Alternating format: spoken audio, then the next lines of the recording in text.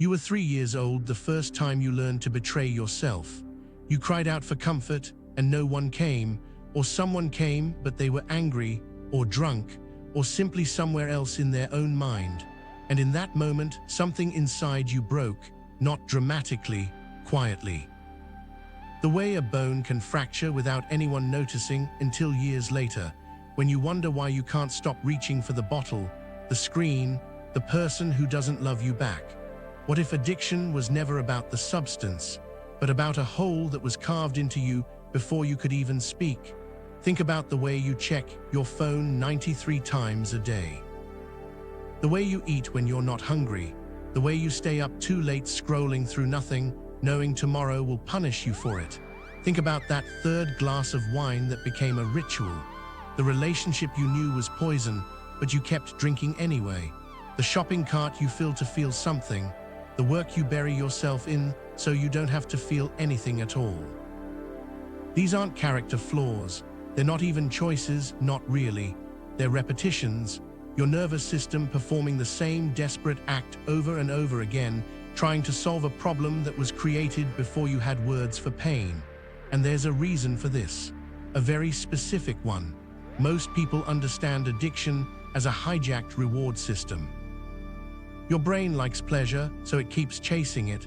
Dopamine spikes, tolerance builds, you need more to feel the same. This is the story we've been told, that addiction is a disease of wanting too much. But here's what that story leaves out.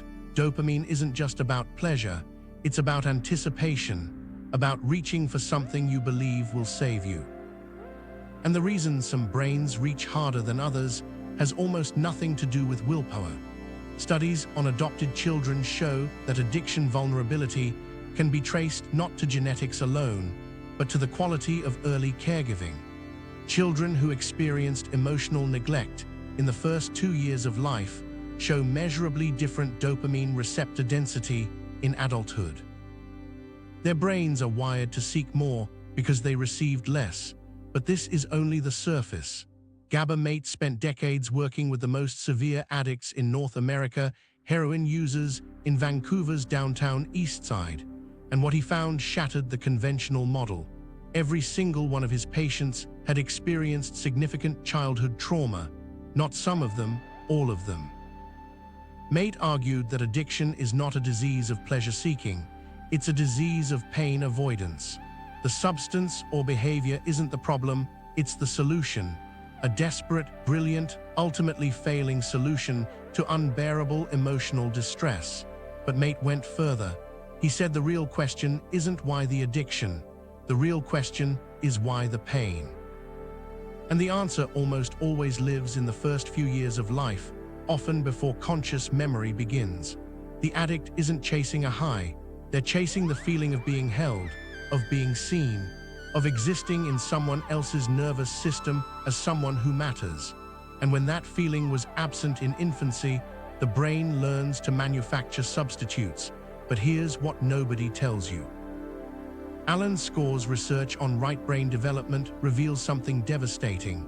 In the first 18 months of life, your right hemisphere, the seat of emotional regulation, is being literally sculpted by your caregiver's face, their voice, their touch, their ability to stay calm when you couldn't. This is called co-regulation, and without it, your brain never learns how to soothe itself. The trauma doesn't have to be violence, it doesn't have to be obvious. A depressed mother, an emotionally unavailable father, a household where feelings were dangerous. These create what Score calls implicit memory, body-level learning that has no narrative. You don't remember it, you just live it, over and over. When you reach for the cigarette, the sugar, the validation, you're not being weak. You're completing a circuit that was left open 50 years ago. You're trying to give yourself the neurochemical bath your caregiver was supposed to provide. The warmth that says you exist, you're okay, you're not alone, except the substitutes never work. Because oxytocin from connection cannot be replaced by dopamine from consumption. And so the loop continues. Right now, watching this, something is happening in your body, maybe a tightness in your chest, maybe a strange urge to click away, to check something. eat something, scroll through something. That urge, that's the very mechanism we've been describing. Your nervous system just heard something that touched the wound, and it's reaching for the old solution. Notice it, don't fix it. Because here's the question I'll leave you with. What if the thing you've been calling your weakness is actually your survival? What if the addiction was never the enemy, but the last remaining echo of a child who needed something and found a way to keep living without it? You've spent years asking yourself why you can't stop. Maybe the better question is this: what were you trying to give yourself that you never received? The wound came first. The addiction was just your body's way of saying, I refuse to die from this loneliness. You were never broken, you were adapting.